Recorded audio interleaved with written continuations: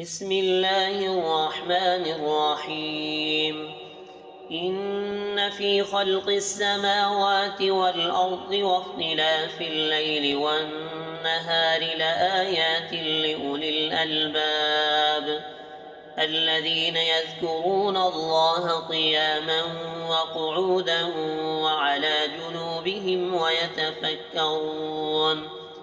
ويتفكرون في خلق السماوات والأرض ربنا ما خلقت هذا باطلا سبحانك فقنا عذاب النار.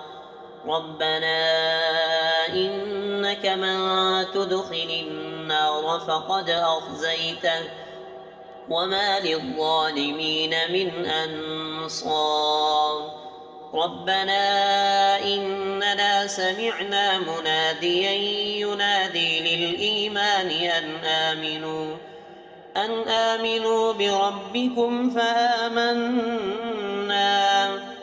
ربنا فاغفر لنا ذنوبنا وكفر عنا سيئاتنا وتوفنا مع الأبرار. ربنا وآتنا ما وعدتنا على رسلك ولا تخزنا يوم القيامة إنك لا تخلف الميعاد. فاستجاب لهم ربهم أني لا أضيع عمل عامل منكم من ذكر أو أنثى بعضكم من بعض.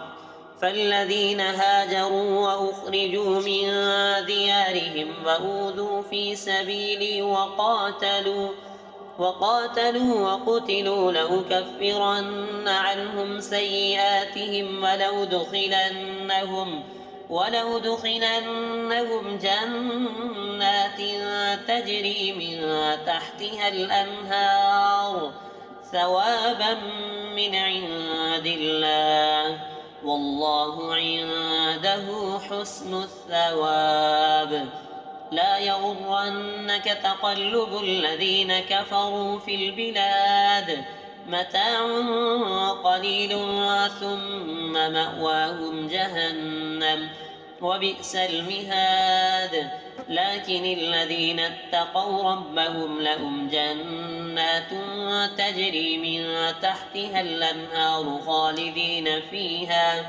خالدين فيها نزلا من عند الله وما عند الله خير للأبرار. وإن من أهل الكتاب لمن يؤمن بالله وما أنزل إليكم وما أنزل إليهم خاشعين لله لا يشترون